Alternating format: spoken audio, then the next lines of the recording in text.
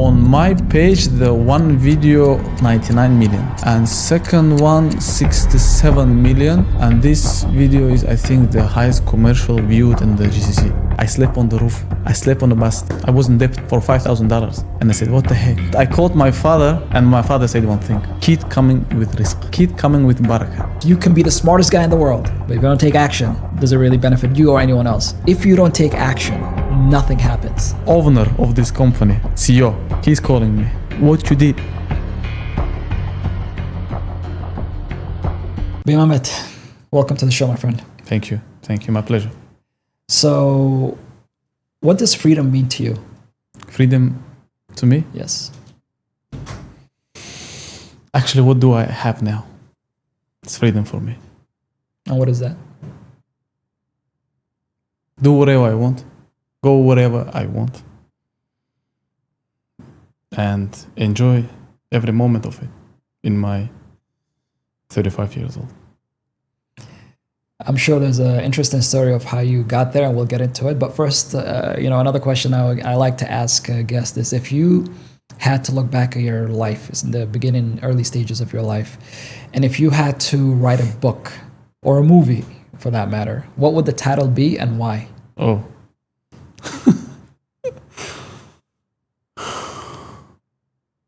I never thought about that. But what comes to my mind, I will try to describe it by one word. It will be do or try. One of them. Do or try. Do or try. If there is some word that connects both meanings, I will use it, but I don't have in my mind that word. Okay. And would you say, your childhood, it was more of freedom, right? Because some people have the freedom from childhood. You have a lot of dreams, you have a lot of goals, you have a lot of hopes, and you feel like anything is possible. And, on the other side, however, you have people who grow up with limitations. They see a world as a scarce place, and they think that, whatever that they want is something that can only be achieved by other people because it's way beyond them. And that ends up shaping their future, and their perception of what's possible for them. How would you describe your upbringing? My childhood was, myself, when I was a kid, I was a troublemaker. There was no borders for me. My parents was a very conservative family, and I was the eldest son. And yeah, they were strict to me, but still I was out of these borders always. I always bring some trouble, stuff like that. Because, how do I explain that? I was seeking something new every day. Yeah. If I see something that takes my attention, I'm going and trying this one. Yeah. And I'm going. Yeah, I get some feedback from my family. Stop doing that, don't do that, no. But no. In the end, they like, they was not forcibly. They were not trying to put me in a chain. Don't do that. I will punish you. I will do this one. No. But it was just screaming on me. Don't do that. Don't do you put us in shame and stuff that. Yeah. But they never limited me. Yeah. And I understood in this age that they let me do that to get lessons from all of what I did in my childhood time. Got it. Yeah. What would you say were some of the things that you struggled with, though? Struggle with? Yeah, grow. And it doesn't just have to be in child, but in life, I think, we're on a journey, right? So you say, okay, here's what I want, X, Y, and Z. But then it's never straightforward. There comes a time where there's a roadblock, and that's when you get tested. So what was a moment for you where you were like, shit, this is tough, and I don't know if this is the path that I want to continue on, but you realize that life is not as you thought when you were living at home and mom and dad took care of everything and you caused trouble, but you still, right? There comes a moment where you're like, shit, okay, how do I overcome this? What is that moment that you had to discover yourself and what you were made of to overcome a certain obstacle? I have these moments a lot in my life. starting from the school, university, and in military service, where I have been for 1 year. And each phase of this hit me differently. And in the end, I understood that it all was take responsibilities by your own. It was actually, I cannot say one time, it was many times. Because on phase of my school, I studied in a kind of different school. When we go, like we stay there for 5 days, only we can go on the weekends for 2 days to stay with the family. Then go back to the school, 5 days there. It was a little bit tough for me because, as I said, I was a troublemaker. And there is the territory that you cannot go out. Mm-hmm. All facilities over there you can do there. But me, I get bored too fast. Even with my content, I cannot stick to one content. Yeah. Like people say, we don't know what you are going to post tomorrow. We cannot. Sometimes different nationalities, sometimes some black humor, some stuff like that. Like this is me. I get bored. I always trying to find something new, learn something new, and do something new. It was in the school time. It was university time when I was studying. When I start to realize that I need to make my money, then it's done. No more mother and father support, only verbal support, but no more financial support. You gotta do it by yourself, especially if you are the eldest son in the family. Yeah. This thing. How does it work? Same here. Yeah. It was different times and a different life of faith, and I think I still have these moments in my life. Yeah. Because families, you grow up, take responsibilities, different places. Like the human being, it grows like by levels, and on each level there is, if you are not moving, you are fine where you are, but when you are moving in a level, there is obstacles, as you said, and you have to deal with them. And all of it is perception. I totally agree with you, because if I look back at my life, every time that I hit a roadblock, a moment where I could have easily, felt sad or depressed or had a victim mentality, but I actually saw that as an opportunity. And it's all because of the mind shift, right? Like in the beginning, I'm sure there are times where we all thought, like, why is it so hard? Or why always me? Or why can't I just have it as easy as everybody else? But what people don't understand is that anytime that there's an obstacle, it's an opportunity for you to grow, right? Yeah. It's an opportunity for you to learn something. Yes. And like you said, it never ends, right? I mean, tomorrow, though, there's going to be something new. The next day, there's going to be something different. Now, you came to Dubai, you said about 8 years ago, 2018. 2018, yeah. So what kind of planted the idea for you to come to Dubai, number one? And what were some of the challenges that you faced in Dubai when you first got here? Well, my plan to move to Dubai was, I was working in a foreign company, construction company, Hyundai Construction in my country. I never interested in government job, never. I always I like to, as I said, the freedom for me to wear the jeans, to wear the shirt, to not follow why your beard is long, why your haircut is like that. Like, I don't like when people give me comments about that. If I want, I can paint my hair. If I want, I feel like I feel that moment that this way, and I want to do it. I can't do that. I can see, yeah. So I work in that construction company, and the contract is ended. I tried to other companies, and actually I studied in Russia as a faculty of international relations as Arabic English specialist. Yeah. And when I used to work in Hyundai, it was Korean company, but all process was in English.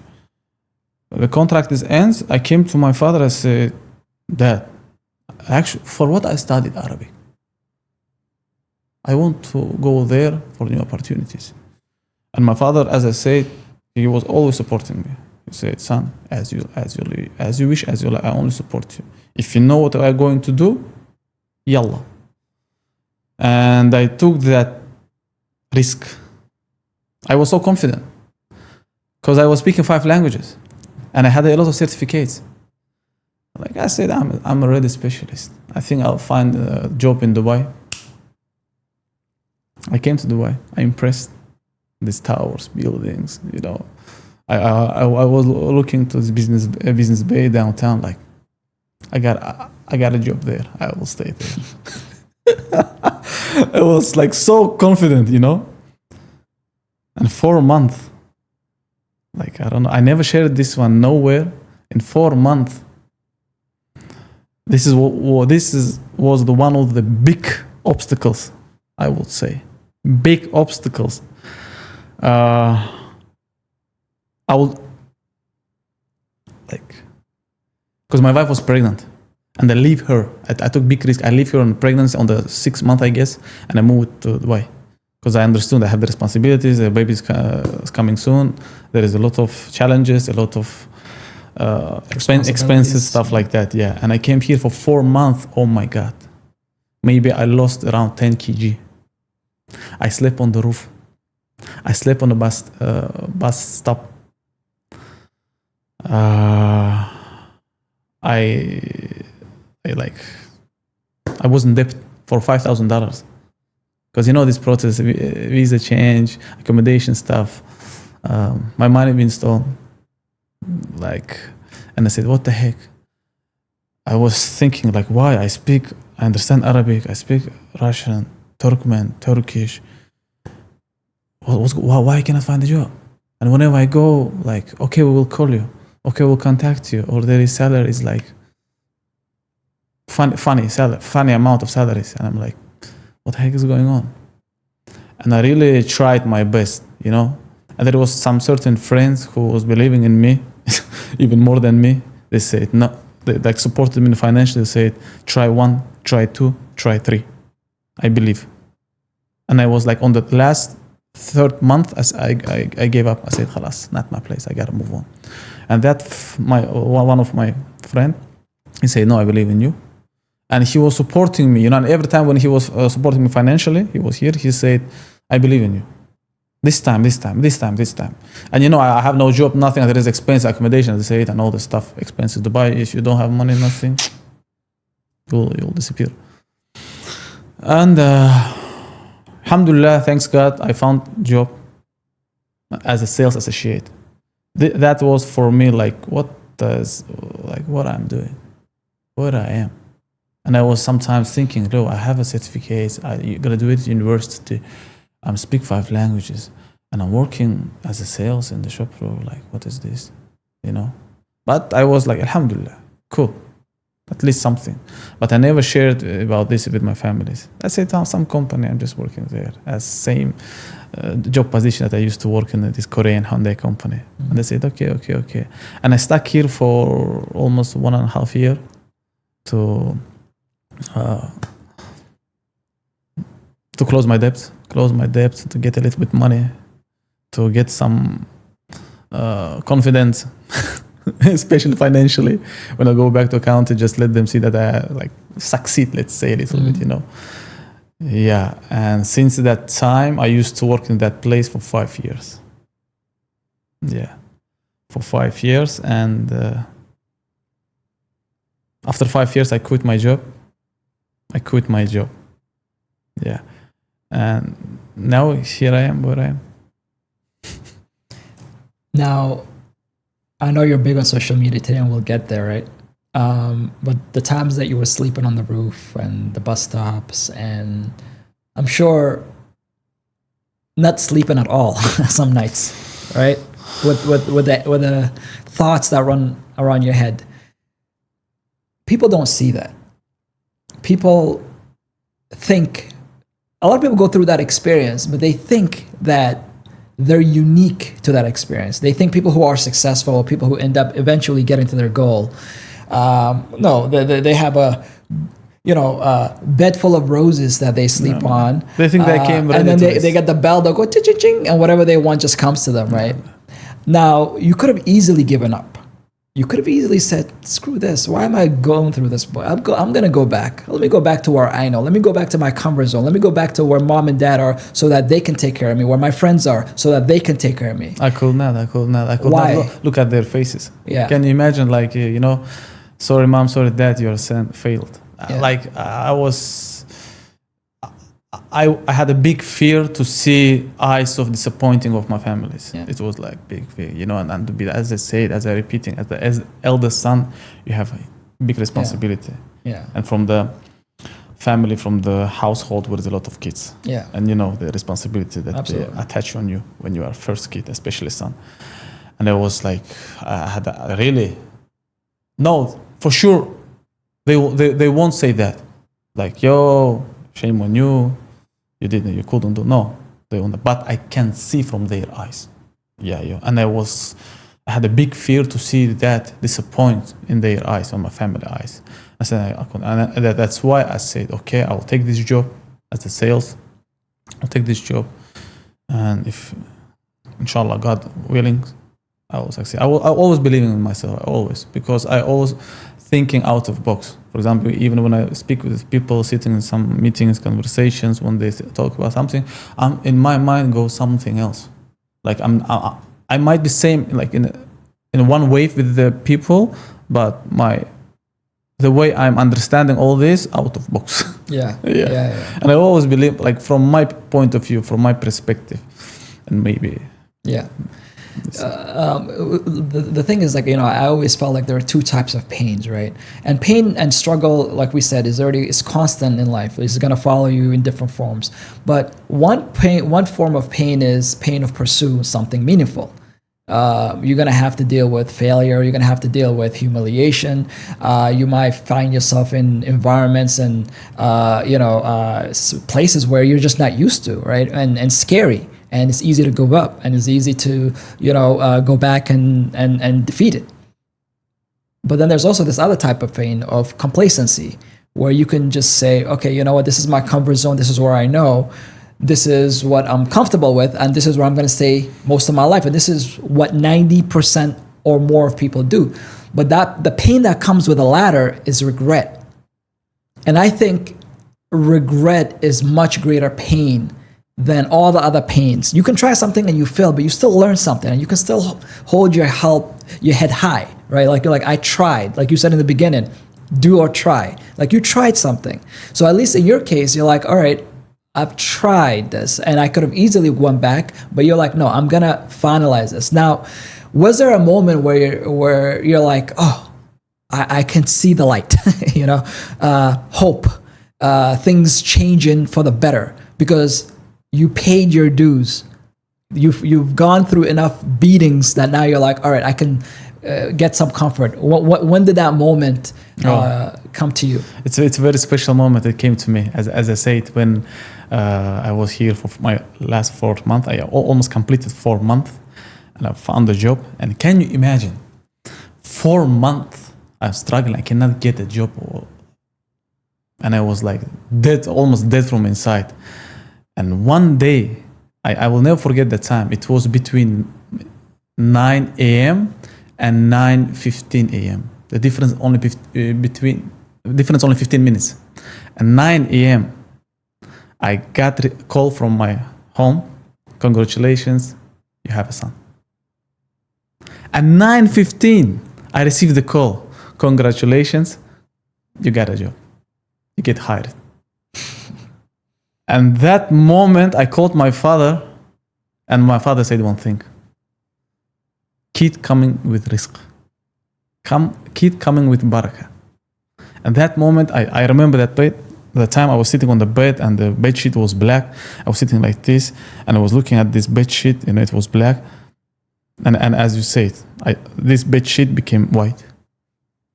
I just I just done it, and like miracle it happened, and at that moment, because I understood for what I was fighting for, because all these responsibilities, my family's there, like all these expenses, these worries, and alhamdulillah, my wife was all the way supporting me until now, alhamdulillah. But this part I want to not share on the social media. So I don't know. So there is some very close people from my family that always supported me till now. They're supporting me, and maybe because of that, I didn't fail and didn't give up, even though some my family members, they said, come on, okay, come back, we'll find something here, we can do something, we'll find a way. But some people say, still believe in, even if you fail, still don't give up, don't hold it down. So yeah, maybe that time was for me like, oh my God. You're how many kids you have now? Two. Okay, so I have 4. Okay. Mashallah. Yeah, and your father's 100% right. Kids have blessings. So when we had our first kid, I didn't even have my own place. So we were kind of sharing place with my mother-in-law. Second kid. So when we had our first kid, so we were saying the second one, we got an apartment, decent, nothing crazy. Third, a daughter, we had a luxury apartment in Boston, right? And then we had the fourth kid, we had a villa in Dubai. Now, with each one, I always talk to my wife about this, like the blessings and things got better and better. Exactly. Now, if it wasn't for C-sections, because you're limited, I probably would have had 18 kids by now and been a billionaire, right? But with C-sections, you're limited to only a few. But you're right, man. There's sometimes, and this is another very important thing, and it's like you can work hard and you can do all these different things, and sometimes you think you're alone, right? And you think you're in the dark all by yourself. But the truth is, especially if you have faith, if you believe in God, I believe, like, especially now I'm 43. And this is one of the biggest lessons that I've learned after my 40s, because I can look back. I have enough data to look back and I can say, look, all these things that happened for me or happened to me. Now I used to think, because I did this and I worked hard then I'm like, wait a second. How did you end up meeting this guy? And was it a coincidence that you just it's like, you understand it's all orchestrated by the master, right? So, but you have to pay your dues. If he just sees you sleeping and you wake up and you're watching TV and you're on social media and they're like, oh God, please, why my life? And then you go back, there's nothing in that. Take some actions, not only just lay and believe and wait for it. So now you come to Dubai. You've struggled to get a job. You got a job. You work the sales, and I know we talked this before, and we can get into it as well. But what I want to do is I want to see, how did you go from being a salesperson in Dubai to begin having one of the most creative content on social media? I've seen some of your content. I mean, honestly, like really, really clever. So what kind of again came into your head? Said, okay, this is what I want to do now. So actually, I had this thing in my brain in lockdown. In lockdown, 2020. Okay, gotcha. I started in 2020. So, everybody was locked down at home and nothing to do and all these crazy things. And I was sitting I just understood one thing, that a lot of people now on social media right now. A lot of people. And I see some people start to do funny videos, stuff like that. I was never that funny guy. In real life, I'm not that funny. I can transform, I can play like all these things. But in real life, before that, I was doing some social media activities in my country. I a little bit well known in my country, but there is no financial support by that. Yeah, people recognize you, they see you, they say hi, stuff like that, but there is no financial support in that term. But here, I just did it.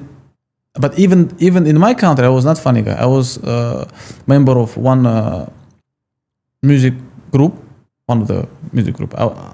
I just was member there, like supporting them. The teams, and was supporting the music industry, like video clips, some photos, some that related to music stuff, hip hop, Turkmen hip hop. But it was not about funny stuff, no. And I moved here. I start to understand the market. I start to understand what people are watching. Culture. By working with different nationalities, their attitudes, their mentality, the way they think, the way they eat, the way they sleep, the way they talk, and everything, And I just started to make fun at workplace. at my workplace where I used to work, and there's a lot of nationality from Philippines, from India, from Nigeria, from Eritrea, local guys, Arab, Syrian, Russian, all of them, and we're always making fun between each other. And I remember one of my kabayan tell me, bro, you have to make video. I said, bro, you won't get offended. So what are you talking about? We're getting a lot. Someone came to you and said, yo, this is racist, this is like that, don't offend people, you cannot talk like that. No, so do it. And I'm like, okay, let me try. And my first video was how different nationalities speak on the phone. For example, Arabs, they talk like this. They keep talking like with this hand gesture.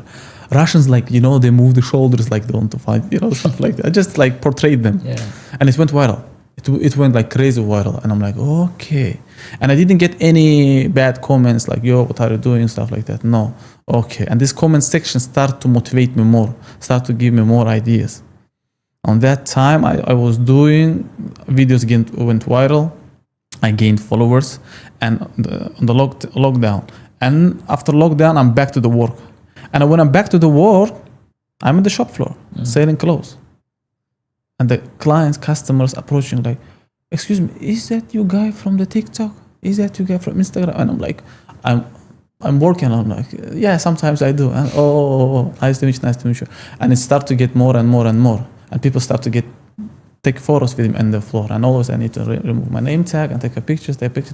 And these things start to irritate some of people in my company. Some managers, not like that, I don't know. Yeah, and it gets more and grow. So people just affected me. Yeah. What surrounds you, for example, what I find out in myself, the people, places, even food affects on me. Real affects on me. For example, even now we're talking this conversation, I have drafts in my mind that I will use later somewhere. Yeah. You get the point? Yeah. So we're talking, I get my draft right now. Now observation, like it's not stopping, it's always working with me.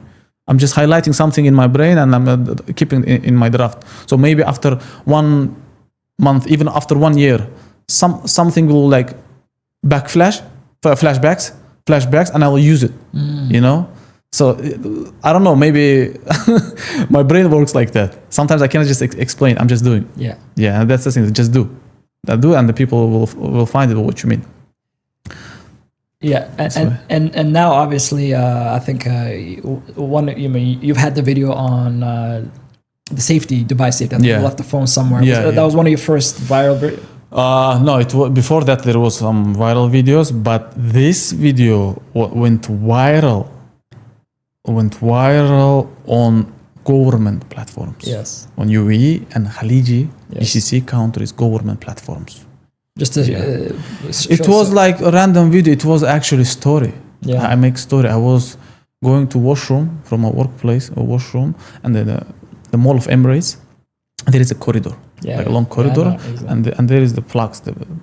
Someone left his phone on the charge, and he left, and the people are just crossing left and right, and I'm walking, and I just saw this one, take my phone out, and just film it, turn back to me, and I said, that's why I love Dubai. That's it. Yeah. Video maybe 9 seconds or 10 seconds, and I went to washroom. Yeah. I just posted, and people start to post, not a story. Okay, I posted. Yeah. Posted. I'm tired. Get sleep. Tomorrow I have an evening shift. I sleep till the evening. Middle shift. I sleep till 2 o'clock. I'm waking up, thousands notifications, and I see notifications like Dubai government. What the heck? I thought I get some fine or something, and I'm like, oh, and from Twitter, from officials, like everywhere, yeah. In Arabic, everywhere they're posting, And I walk to my work to the Mall of Emirates, and people like, and it went viral.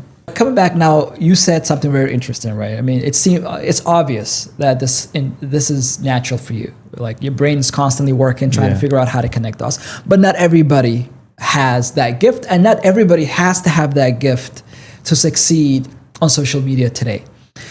What would you say is 1 to 3 things that somebody must have or must be aware of in order for them to become more impactful on social media platforms in 2025?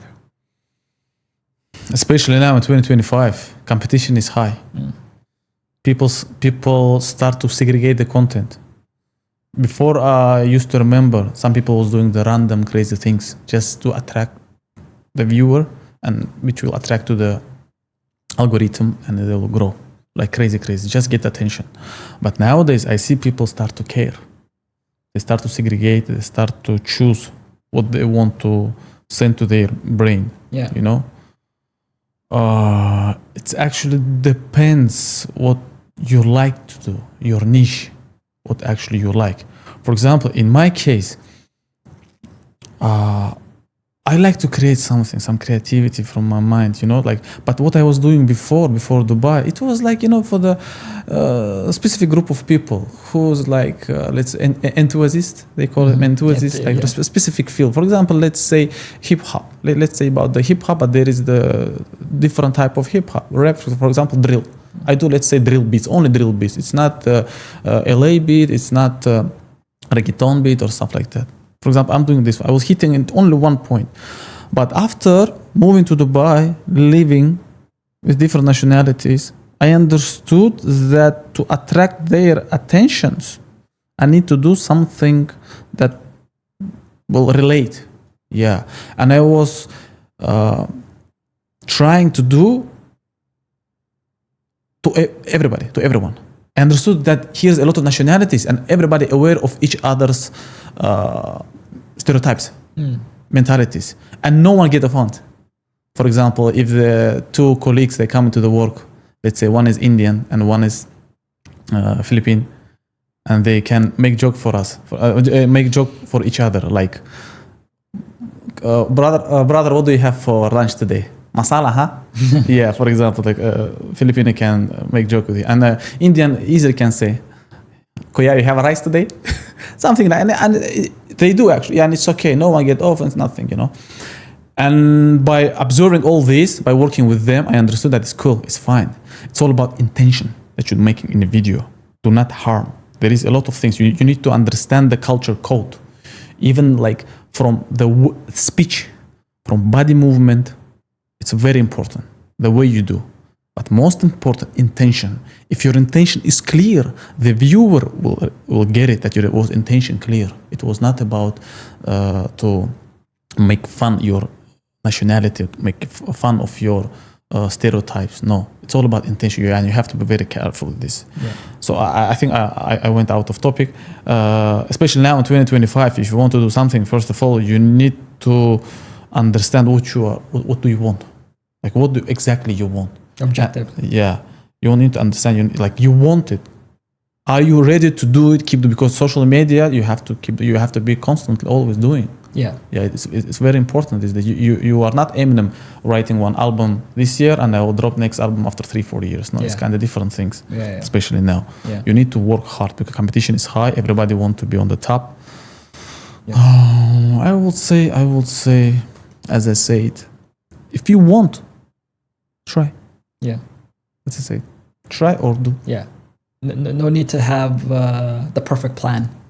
No. Sometimes the market will let you know. So for example, when you posted these videos, like you didn't expect to get the type of reaction that you got. Yeah. And if you never posted it because you were so worried about the reaction, then you would have never gotten the reaction to begin with. The thing with social media and what I realized is, the most important thing is to be authentic, right? Agree, 100%. So I can watch your content a million times and say, I like Bayma's strategy, right? Let me see if I can be funny too and create a video. It's not gonna work. I'm a business guy, right? I like to talk about business growth and even personal growth. That's the thing that makes me enthusiastic. Yeah. But the problem I see with a lot of people, I don't know if you realize the same thing, is like they see what's working for somebody else. They see what this person is doing and what that person is doing. And two things happen. One is like, I could never be this person. Look how good they talk, or look how good they're dressed, or look at and they automatically dismiss themselves. Or look how good the video camera is that they're using. There are people that are using like iPhone 5, from their car, and they have like YouTube channels with 1 million subscribers because that's their authentic right? And then the second thing that happens is they just try to copy the person, right? But if you have a story, if you have a message, and sometimes it's a mess that leads to a message, right? People think you have to have a perfect life. No, it's what you said about sleeping on the roof and the failures you had, right? The struggles. People actually resonate with that type of story a lot more than look at my fancy car or look at my house and look at how amazing my steak looks. So people get the social media, that part wrong in social media. I don't know if you experience the same thing. It depends. Each influencer, each social media person, he has his specific audience. Some people, they're a big fan of let's say for the cars, the shooting cars, how they shoot. Some people, as you say, they like personalities, authentic personalities. For example, he wakes up in the morning, he's doing his daily stuff, but he's authentic. He comments, let's say, from the morning for fried eggs, from the security in the building, he just commenting, and which is on a daily basis. But the way he doing that, it might be related to that viewer who is watching him from the same place, It depends. It depends. You cannot say like, yo, I don't like this guy, what he's doing. It's fine. As you said, some people are copying now. I'm not bragging, but it is what it is. You know how many people copied my content and they get more followers and they went more viral than me? Oh, it's yeah, a lot. I always try to keep. I don't have plan. I live. I experience. I face some interesting moments from the day, some ideas. I meet some people, and these people affecting on me. And I as I said, I drafting them, and after that I do the content. I'm not writing the scenario. Okay, no, not like this. The way I feel, pam, boom. Yeah. I'm doing. That's it. Yeah, maybe this, as you said, authentic. Yeah. Yeah.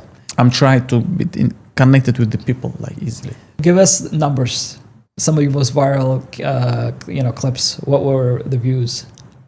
I know millions, but on my page. Yeah. On my page, the one video, 99 millions. I saw that. One video, and it was reaction. And second one, 67 million, and this video is, I think, the highest commercial viewed in the GCC, and I was doing for the shoes. How different nationality buying shoes. I saw that. Yeah. It was shot in the Mall of Emirates, and it was very funny when I came to the shoot, and there was they underestimated me. And I make fun, I make joke, but I don't have a bad intention. I don't want to hurt you guys, but I'm just saying, it is what it is. You underestimated me, guys, and when I said, you guys, would you accept the collab? You said no, it's fine. And I did that video only for one shoot, to be honest. And they didn't collab. I will come to that. So I did that video for one Air Forces, Nike Air Forces. I had this video in my mind, like something I would like to do, but I needed the right place. Yeah. And one of my good friends that used to working there, he just suggest me to the management. This guy is doing nice videos. Let him try an out place. And he said, no, we are not going to pay him. Mm-hmm. And he said, no, it's not about pay. I'll talk to him. And he said, okay, bro. When I meet someone, when I good with him, bro. Okay, for you, I will do it. For you. He brought someone, he did, and you know how these things work. I did it for one shoot. And when I was filming there, I remember that look on me. It was like this. I remember this eyes. They looked like this. I was filming and you need this? This? Okay. And like this. Okay, I did it. We did, actually. And I said, guys, would you accept? And I said, no, it's fine. No need. They have their strategy. I said, okay, no problem. I post. Start to gain one day 1 million view. Up to 60 days, 2 months. Can you imagine? Every day 1 million views. What? Every day 1 million Get views. out. It goes like, you know. And the owner of this company, CEO, he's calling me. What you did? I said, nothing. I said, organic, authentic, nothing else. And it goes. And, you know, I sent them requests to accept the collaboration. I sent them, but they didn't accept. And they did with me long-term collaboration. Like for 3 months, I'm doing content for them. And when we had the Zoom call, I told them, yo, guys, you could get more followers if you accept the collaboration. And the owner sitting, like owner, marketing director, and this branch manager, you know, and they like, the owner like, you didn't accept collaboration, telling to his employee who was like underestimating to and giving me these eyes, you know, and she's like, but you told me it's no need and not necessary, stuff like that, you know. And the moment they accept collaboration on the 67 million views, it stops. It's not going well. Yeah, because the meta works this way. Yeah. The meta wants companies pay them. Want companies to brands pay them, and they will promote. So. You get the point. So when you, I'm just sharing some insights. How does it work? When you collaboration, for example, I am influencer and you are a company. I want you want me to promote your stuff. I do the content organic on my page. I'm not tagging you, nothing. I'm just doing. The meta reads AI reads this one as like my own content. It doesn't go. But when I send the accepting, automatically meta reads this one as a collaboration between influencer and the company brand. And you know, when you are registering on Instagram, it gives you who you are. You are artist, you are a musician, you are blogger, whatever. And Instagram is already set. They know what's going on there, you know. And when they detecting that this was in collaboration between this one, they will not let you go the limit. They will not. They won't. And that's why when they accept it on 67 million, stop. The view counting stopped. You know, yeah. Maybe it was the good on some point that they didn't accept. For you as well, yeah. right? But this video, it's maybe I gained 100K from that video. 100K every day. Like it goes more than 1,000 followers. That's crazy. Yeah. And the thing is, what I want to say, in social media these days, back in 3 years ago, they want influencers, content creators stick to their niche. For example, if you are selling the shoes, do content about your shoes. Right. Do content about your shoes. Do talk about leather. Talk about how the comfortable and power gel. I don't know, like all this stuff. Talk about this one. If you are off the topic, if you are going to talk about sandal, if you are going to talk about the hats, halas, it affects on you. That's why I stuck it on social media, because I cannot go with one niche. Right. Today I do different nationalities. Tomorrow I do Dubai radar. Second day I do Dubai police. After I do reactions. You know, and algorithm is confusing. Algorithm is confusing and doesn't want. And that's why it's very important to understand. Me, I want to keep myself like this. I understood this one, that if you want to gain followers, you have to keep. Because you got the viewers. Let's say I did different nationalities, I gained 100K followers. Okay, so 100K followers came for this video. They want to see something similar to this. I understand. But guys, I get bored too fast. Yeah. To be honest, yeah. Yeah. So that's the insights. Thanks. Some good stuff there, especially the business side, because Meta obviously has certain objectives for their followers, regular people, and then the business they need to make paid money, paid ads. Yeah. Now, there are a lot of benefits in having obviously a successful social media account, right? The recognition, the collaborations, all that stuff. But you can also build your own successful business from it. Yeah. So how did your social media following help you launch Baykarak and I think also fashion brand? Yeah. So actually, fashion brand, this one T-shirt buy. The people read it Bay, but in fact it's buy, which means wealth, which means to be rich by heart. Even our logo says like more than rich, which means by means rich in 27 ethnic groups. It means rich, not by money, not by materialistic stuff. For example, the person who always smile, who is always easy going, always in a good mood, like give the good vibes, give the good like affecting you with energy. There's someone like good guy. Always when you see them, he's smiling. There is nur from his face. Some good guy. Yeah. So it means like rich on this meaning. So I try to show this one like buy where. Whenever it's not about the money. It's about how your heart is wealth of your heart. Rich by soul.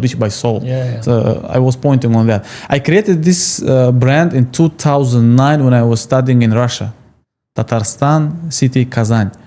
I was doing more to my country people. Yeah, I get well known there. How many times they steal my brand? In Moscow, in Turkmenistan, black market.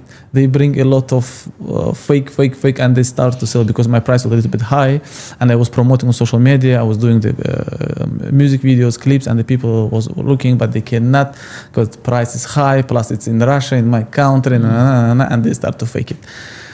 A lot, and a lot of people thought that I get rich by selling them, but in fact, no, it's not me. It's a black market. So even in Moscow, they started like, and it was 2009. After that, I came to Dubai. A lockdown, Karak idea came up from the lockdown as well. When lockdown was here, everything is get price high. Petrol, McDonald's, whatever, everything is high. But Karak was still 1 dirham. Yeah, and I just make the video of this one. Most of the people still recognize me, Karak 1 dirham by. Still they keep saying me that, And I was making fun about the variations of Karak. Like there is different type of Karak, ginger Karak, saffron Karak, masala Karak, But Karak itself, it's very underestimated. People used to think that Karak it's some energy drink similar to coffee. But for the people from industrial areas, you get the point? Like, let's say if good coffee costs around like 10 dirham, Karak 1 dirham. So probably Karak for them, which is not. Yeah. There is a lot of variations of Karak. There is the Omani Karak. There is the Iranian Karak. There is the Emirati Karak. They go to desert, they do Karak. And this Karak is different. Indian Karak, Pakistan, they are different, And Karak is really underestimated. Coffee, in the August, in July, in the hot summer, you cannot drink. Karak you can drink. Try it, and it will keep you much better than coffee. Yeah. So I get viral with this Karak. The people start to call me Karak Bay because Bay means like Bayjan, Baysab, brother, and my name was Bay, and the Karak and Khalas they connected, and that's why the brand we name it by Karak. It's like the people motivated me. People inspired me to call it by Karak. And that's why we created this shop and we start to work on that. And now you see Global Village. Global Village, yeah. Yeah. Which is, I'm glad that I know because we go there a lot, obviously. And my wife's addiction is Karak. Like you don't know how many times in the middle. Please welcome. I have to go and now they have the 3 dirham one and then the 1 dirham. So I'm like, do you want the luxury one or the 1 dirham one? Even though it's the same. Yeah. Okay. So we have about 5 more minutes. One of the things I want to know is for somebody now who is starting out in Dubai, right? Maybe they're young, they want to start their career here. What advice, because now you've gone through a lot of hurdles and that was 8 years ago. Do you think today it's easier to get started in Dubai, or is it still some challenges that they need to face? I think for each time, let's say if I started in 2018 and now 2025, it's all about approach, according to the time, according to the trend, and doesn't matter. It's engineering, construction, marketing, media, social media. There is specific approach that you just need to understand it.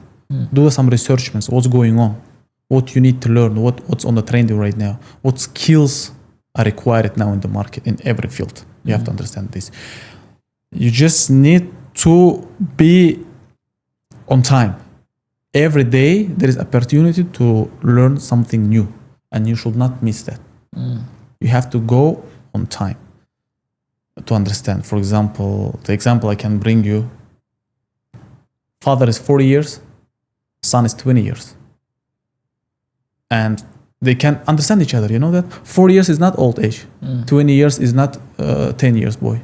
They can be in the same wave. For example, if I tell my father, Baba, go to WhatsApp, he won't able to do that. He will put his glass. Which one? Red button. This one. That's the thing. So that's why it's very important. I met a lot of people who is 40 and he has son 20 years old. So they married, let's say 20 years. He was born when he was 20, but they are like friends. So it's something like that. You need to be, how do I say in the right way? For example, what's going on trendy right now? AI, right? AI technology is growing now. AI technology, tech, cryptocurrency. For example, me, I'm not too much aware, but you need to be at least basics knowledge. It's very important to understand. Whenever we go to whenever we go to interview, you have to let them know that you have a knowledge, not deep, but at least like basic knowledge. And the difference, only that I can say. Yeah, a little bit difficult than before. Of course, year by year, the prices go high. The requirements are high.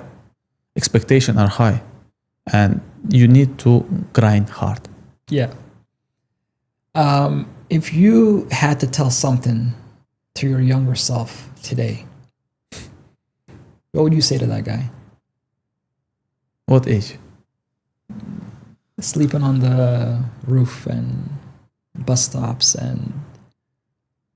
Same. Do or try. If there is some word that can connect both meaning, I will use that word. Yeah. Like it might be never give up. You see where you are. Yeah. See stuff like that. Yeah, but do or try. Yeah, I like that because, you know, I'm a guy who's read a lot of books on success. I mean, there is, you know, 7 Habits of Highly Successful People. There is, you know, Napoleon Hill. I mean, I can go on and on and on. And each one of them has all these different principles to succeed. You know, you need to be, you need to persevere. You need to be consistent. You need to be fearless, right? There's all these different things that people throw at you. But I think if there was just one habit to develop that can guarantee your success, is action. Yeah. Which is kind of what you say, do or try. You gotta take action. Because you can be the smartest guy in the world, but if you don't take action, does it really benefit you or anyone else? You can be the most ambitious person in the world. If you don't take action, is your ambition going to take you anywhere? No. It doesn't matter how smart you are, how ambitious you are, how successful you want to be, what your goals are, what your objectives are. If you don't take action, nothing happens. I agree. Right. So that's one thing I always remind myself, try to remind my kids and a lot of people around me. So what I want to do now is just set of quick fire questions, and then we'll get to the last question of the show. All right. You have a favorite book? Favorite book, if about self-growth, it's Napoleon Hill. I read it. Yeah. Napoleon Hill. Think and Grow Rich. Yes. Changed my life. Yes. Yeah, same. absolutely. Same. So I read it twice. I read it once, like every other year. You know, I don't know how many times I've read it so far. Also, there's a video, by the way. It's a documentary. It's pretty. You should watch it. What would you say is your superpower? My superpower. Mindset. If you had to have a dream dinner guest, who would it be? I already had it. Who was that? Habib. Really? Yeah. Lucky. I like that guy. No, I didn't talk to him, but I attended. I was there. Yeah. I actually had Javier, coach. Coach Javier 2 weeks ago. It was my first. Habib, Javier, Rashid, all was there. All there. It was last year. Nice. You have a life motto? Life motto? Something you live by, like a message that you live by. You do or try. I guess that would be... Life motto, Yeah, take action. Okay. Just do something. You know this video skit. Just do something. Exactly. Just do something. That's me sometimes. That's you, huh? Yeah. Best advice you've ever received? Best advice that I ever received. Like, never give up your trust in Faith. yeah.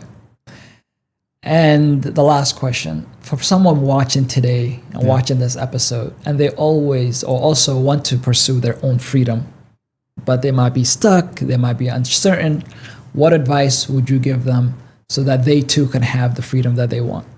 Freedom, what they can want by watching this one. Believe in yourself. Do what you like. And self-conscious. First of all, respect yourself. Be conscious with yourself.